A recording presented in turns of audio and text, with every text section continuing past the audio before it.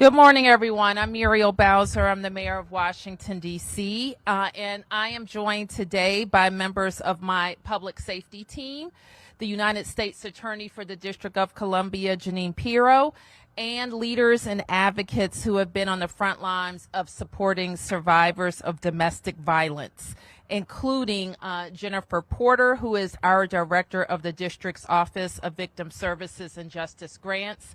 And I want to acknowledge Jennifer for her tremendous leadership in our public safety cluster, working with victims of crime. This week is National Crime Victims' Rights Week. And today we are announcing new legislation that will strengthen protection for victims of domestic violence. I want to acknowledge and thank Judge Pirro for her focus on victims of crime in the District of Columbia and her focus on making sure that we're doing all that we can to protect victims and deter domestic violence in our communities. When we talk about making sure every DC resident feels safe, it has to include making sure people are safe in their own homes. Unfortunately, even as we have experienced decreases in violent crime across all categories, we have experienced some troubling increases in crime that are domestic violence related. The chief will speak more about those statistics. We know that all crime is unacceptable and all violence is unacceptable, but there is something particularly devastating about violence between people inflicted by people closest to them. So today we are announcing legislation we've been working on for some time, Protecting Victims Act of 2026. This legislation is about making sure that survivors are protected and that their safety and privacy are respected. It also is about making sure that when someone needs help, they can trust that help will be there, and that when someone breaks the law, there are clear and consistent consequences. It builds on the work that we have done in my administration, what we moved in 2019, the Sexual Assault Victims' Rights Act, also referred to as SAVRA, of 2019, 2022, and 2023. We also opened 2 new domestic violence shelters, including the district's first 24/7 domestic violence shelter. So you'll hear more details from Judge Pirro and Chief Carroll about how this legislation will work in practice. But here are the goals. Strengthen enforcement of court orders to protect victims. Strengthen pretrial detention of domestic violence offenders. Enhance accountability for domestic violence offenders. And protect victim and survivor privacy. So with that, I'm going to turn to Judge Pirro, followed by Chief Carroll, and then you will hear from Natalia Otero from DC Safe. Thank you. Judge? Thank you very much, Mayor Bowser. And let me just say at the outset that the cooperation and the relationship between the United States Attorney's Office and the Mayor and the Metropolitan Police Department is one that I am extremely proud of as someone who has been in this lane for well over 3 decades. So thank you very much, Mayor, for the work that you're doing. Let me start by saying that physical violence occurs between members of the same family more often than it does between any other category of individual other than wars or riots. One is more likely to be killed by a member of his own family or her own family than by any other category of person. And therein lies the reason why we are here. As the mayor indicated, although crime is down, domestic violence is remaining the same or even increasing. Right now, my office has filed 90 felony strangulation cases, and we are on par to file 360 before the end of the year. And unfortunately, the sentencing for strangulation is one of the second and probably the second lowest level in terms of the sentencing guidelines. Just as we raised the crime of strangulation from a misdemeanor to a felony a couple of years ago, we have got to make sure that the sentences reflect the severity of the offense itself. And make no mistake, when someone strangles an intimate partner, they're 800% more likely to kill that person in the future. So right now, only so much we can do based upon my office and the mayor's office. We need the D.C. Council to start moving and take this seriously. Now, the mayor mentioned the points. Detention. Now, if there is a civil protective order and a misdemeanor assault, there is no hold. Now we're looking for legislation that allows a hold, that allows detention. If there is a prior domestic violence conviction against this same victim, there has to be a hold on the second time. If there are repeated protective orders more than one time, it's got to be a felony. And it's got to mandate jail time.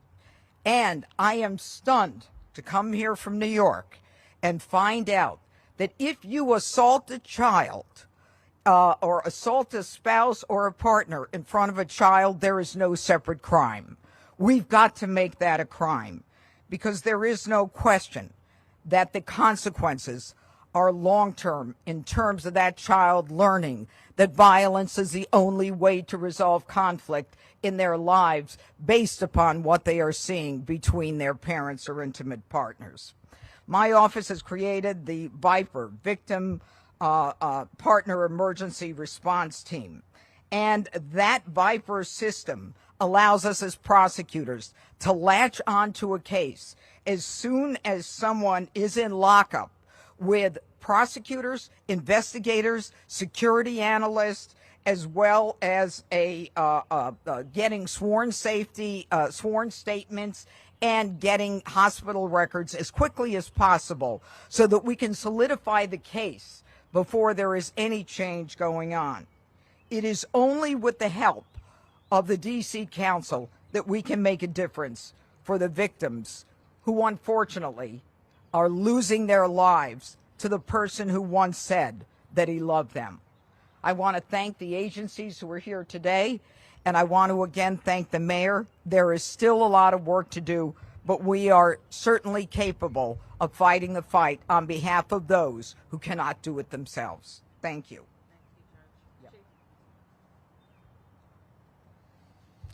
All right. Thank you, Judge Pirro. Good morning. I'm Jeff Carroll, Interim Chief of Police at the Metropolitan Police Department. First, I want to thank the mayor for inviting me here today to speak about this very important topic. Like everything in public safety, fighting domestic violence takes a multi-agency approach. I'm glad to be here this morning surrounded by our partners and the support groups that are uplifting survivors every day. Sadly, the need for this legislation has become even more apparent this year. In February, a repeat domestic offender fatally shot the mother of his child in the Glover Park neighborhood. That suspect fled the scene with their child before taking his own life. Thankfully, that child was located unharmed. And just this past Tuesday night, a suspect shot and wounded his former girlfriend and another man before taking his own life. In 25% of all homicides that have occurred this year, there has been a domestic relationship between the decedent and the offender. And although violent crime is down, domestic offenses are fueling an increase in assault with dangerous weapons, which are up 36%. The legislation announced today will help to strengthen enforcement of court orders by increasing the penalties for violating stay-away and no-contact orders, both pre-trial and post-conviction. It will modernize D.C.'s kidnapping statute and create a felony unlawful entry charge. It also creates new charges, as the judge mentioned, for offenses committed in the presence of children. This legislation will update disclosure rules applied on our department, allowing us to better conceal the names of those who report domestic offenses. And in addition to the legislative steps outlined by the mayor, the Metropolitan Police Department is redoubling our efforts to spread awareness of the resources available to D.C. residents. Today we're announcing our No DV campaign, which you can see on the posters right here behind me. We want every resident to know the signs of domestic violence and know the resources that are available to survivors. And the message to the survivors is clear. Know that you are not alone. Over the last month, our victim service specialists have deployed to over 20 locations across the city where we've seen repeat calls for service related to domestic disturbances. Our team and our partners at the Office of Victim Services and Justice Grants will continue to work to distribute resources and connect survivors with services. In addition to our No DV campaign, I want the survivors to know that our detectives are hard at work with their partners at the United States Attorney's Office to hold offenders accountable. And we want anyone listening today who needs assistance to call the DC Victim Helpline at 844-4HELP-DC. Again, that's 844-4HELP-DC. This hotline is available to anyone in need of assistance 24 hours a day, 365 days a year. And with that, I'll turn it over to Ms. Natalie Otero from DC Safe.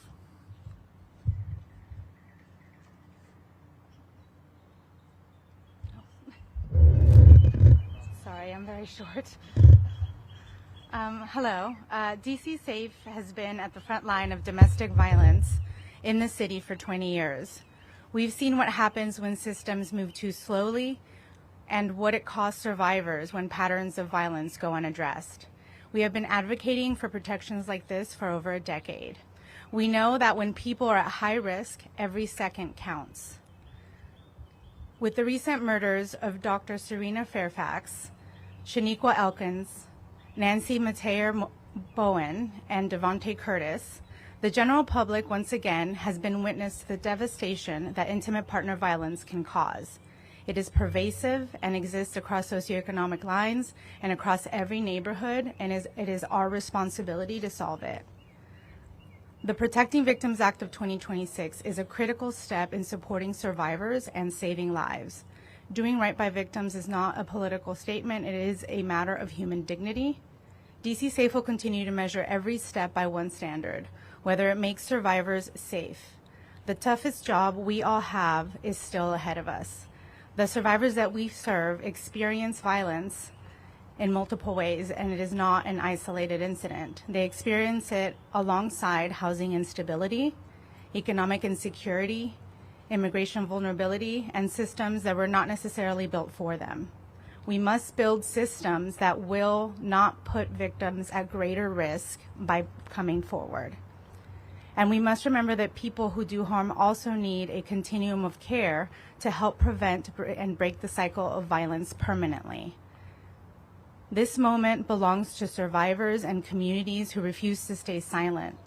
DC Safe has been a part of this fight, and we hope that this creates momentum to do even more in our community.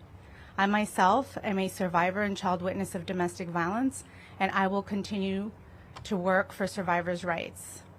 There is more to be done, and DC Safe is here for it. We know that we know what still needs to happen, and so does every survivor in the city. Thank you. Okay, so with that, we'll be able to take a few questions. Let me acknowledge, too, that I'm joined by Deputy Mayor Lindsay Appiah, the Deputy Mayor for Public Safety and Justice, the Fire Chief, Chief Donnelly, and the DDOT Director, Sharon Kirschbaum. On topic.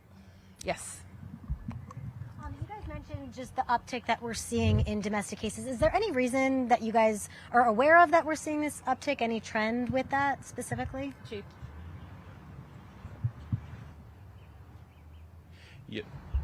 Yeah, so domestic violence is one of the areas that we closely do watch to see how that trend is. And this trend is something that not only are we seeing here in the district, but we're also seeing in other places.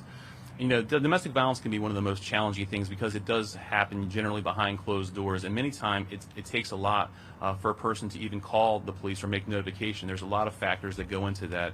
So as we are seeing an increase in domestic violence, we suspect there is, even more unreported crime. So that's why it's so important, and that's why today, with the announcement of our campaign, again, to get the message out and make sure folks are aware of those resources. So it's something that we'll continue to track and see, what effects we'll have with that.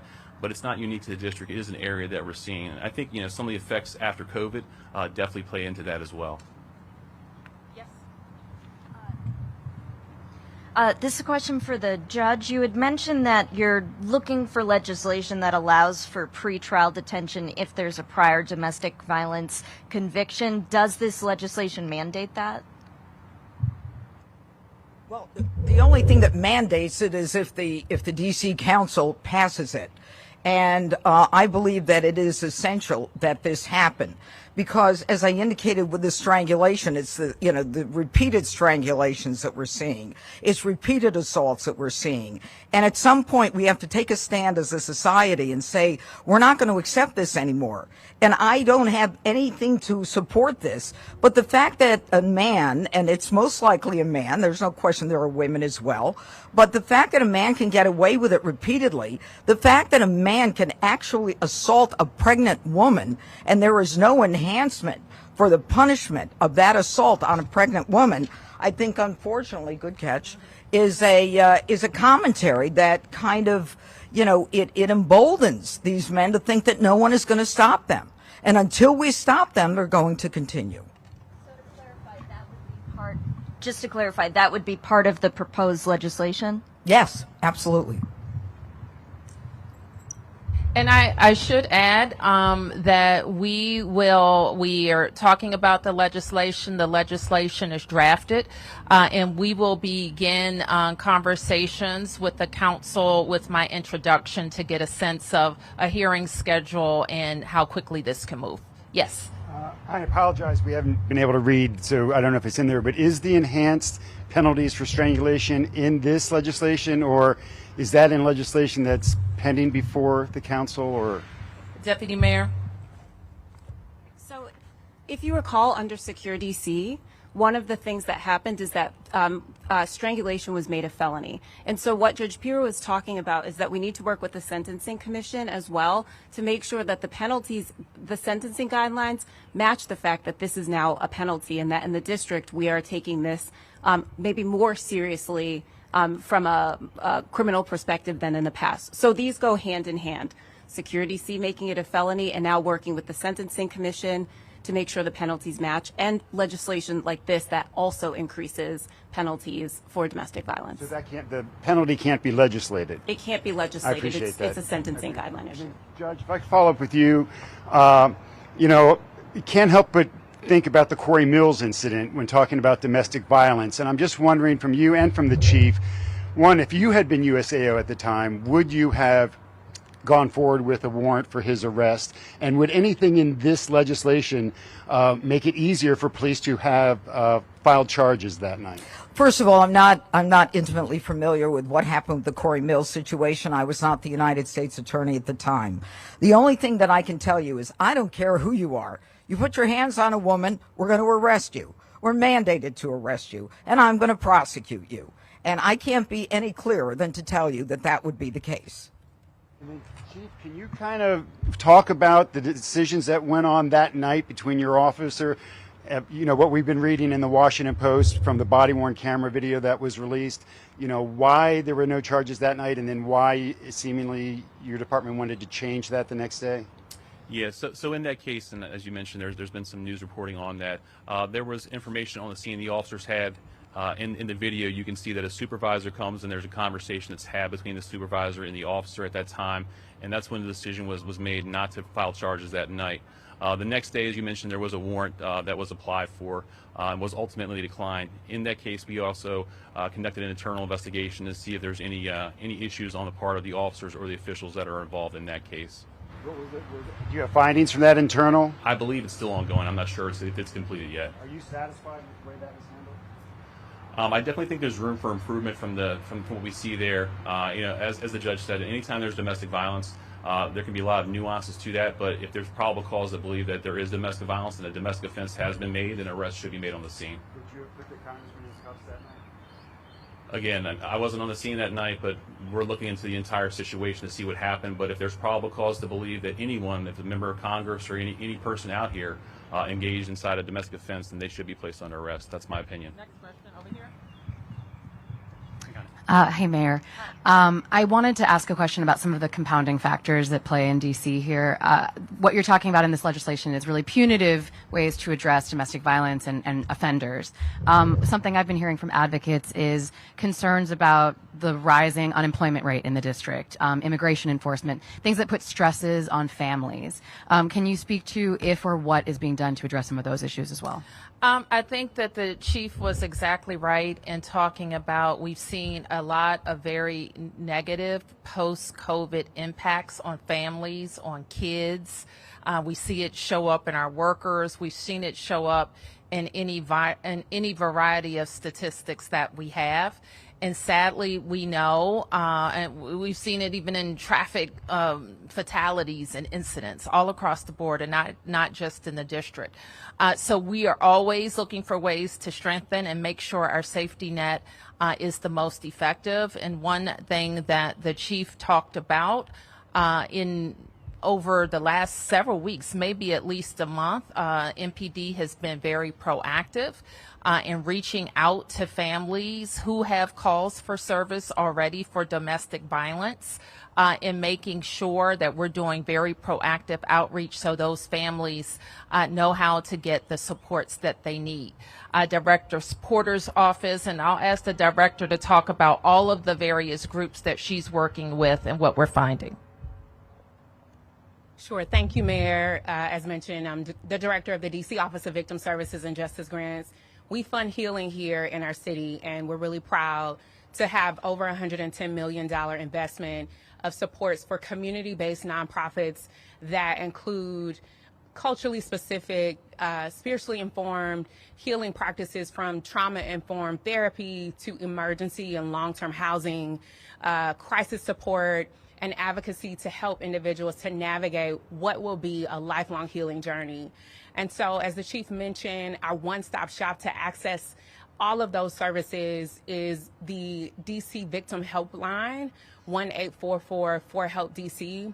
Each year, our office competes those funds, and we'll be opening up our consolidated RFA in the next few weeks with opportunities to us to expand opportunities to take on more community-based healing services to be able to fund, to offer to our residents. Thank you, Mayor. Focusing on strangulation, what are the sentences that people are receiving for it? What would you think is more appropriate? And given that it was a felony now, have we seen changes in those cases? Have they dropped? Have we seen some kind of fluctuation in terms of domestic violence cases? As was indicated, we took it from a misdemeanor to a felony, so automatically there is increased sentencing and enhancement. But the problem is that if there is not a mandatory hold, or if we're not able to ask for a hold, then the individual, doesn't have any deterrence, or doesn't feel any deterrence to not do it again. So until we get legislation like this that puts the victim in a situation where she's not confronted by him as the case is pending, or at least for a short period of time until we get our VIPER, my Violent Intimate Response Team, going, then she is vulnerable, and she remains vulnerable, and he feels emboldened. It really is a societal culture that has led batterers to think that they can do this without consequence. And that's why it's so important, and I'm so grateful that you're all here today, because this affects your mothers and your sisters and your daughters, and your girlfriends, whatever, from a former boyfriend. The chief talked about it.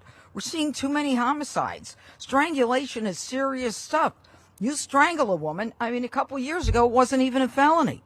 So now we've got this cooperation, this enhanced reinforcement of our job with more resources put into it. So the defendants understand they're going to pay the price for this. All right, last question. Judge Pirro, if I could ask a question. You set up an office in 1975 when you were a prosecutor in Westchester County on domestic violence. So I do have a question. Is law enforcement and the judiciary system getting better? And then tied to strangulation, my understanding is in years past it was very difficult to prove forensically. Years ago in Prince George's County, they introduced in their hospital a scanner that could help prove that actually happened. Is that an element? Yes, yeah. Can you talk about that? A couple of thoughts. Thank you for aging me. I appreciate it. But at the same time, I'll take a positive. I started the first domestic violence unit in the nation in 1978 when nobody thought this was a crime. Make no mistake. I mean, we have been moving forward. But there was a time when police would say, go to your mother's tonight and tell him to take a walk to cool off. It took a lot of lawsuits. It took a lot of victims. It took a lot of crusading to get this to where it is today. Have I seen an improvement? A bit. But it stuns me that in the District of Columbia, that there is not a separate crime when a child witnesses the extreme violence that occurs between parents that may lead up to a homicide, and there's not a separate crime for that. I mean, that's outrageous. This is learned behavior. The home becomes a place where that learned behavior spills out onto the streets, and we wonder why there's so much violence on the streets. So, with respect to your issue regarding strangulation, we are working with the Metropolitan Police Department.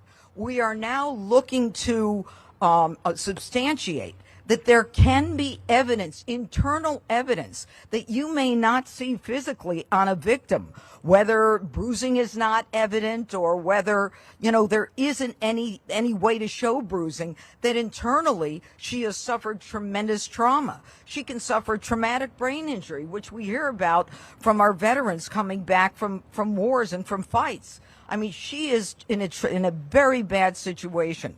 So we know this. The police are working with us. We've got cards for them to ask all the appropriate questions, because it's not as simple as, did he strangle you and you lost your breath? It's far more sophisticated than that. And they are willing to ask the questions that we need frozen in time to lock that prosecution in and get that defendant convicted.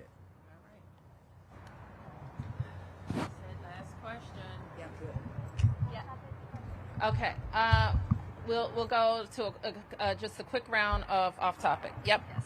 I see DDOT is here. Yes. If we can get some updates on the tunnel. Sure. Can you talk about the process of the inspection, how that all works, what kind of fixes are needed right now? Sure. So let me just say, last night, and I want to thank our first responders, responded to a fire in one of our tunnels, 9th Street Tunnel, and it was a Metro bus.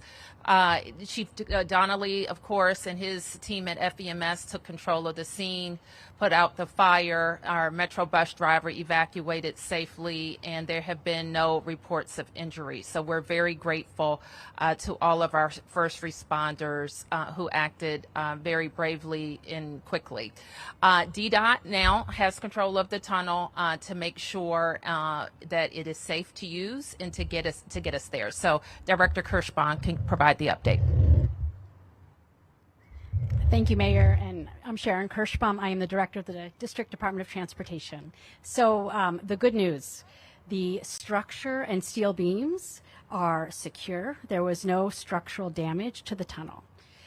There was, however, significant heat, and that meant that all of the tiles on the ceiling and the walls actually fell to the ground. So overnight, we cleared all of the debris, and there are still a number of tiles and elements of concrete that are loose, and we are focused on removing any of the hanging and loose concrete and tile to make sure that when we open it up, we don't have to worry about things falling on the vehicles.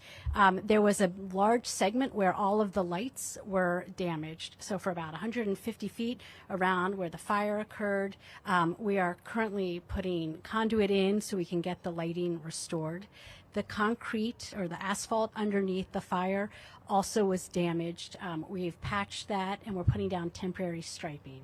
So good news is not a serious structural problem at all, but it is taking time to secure the area.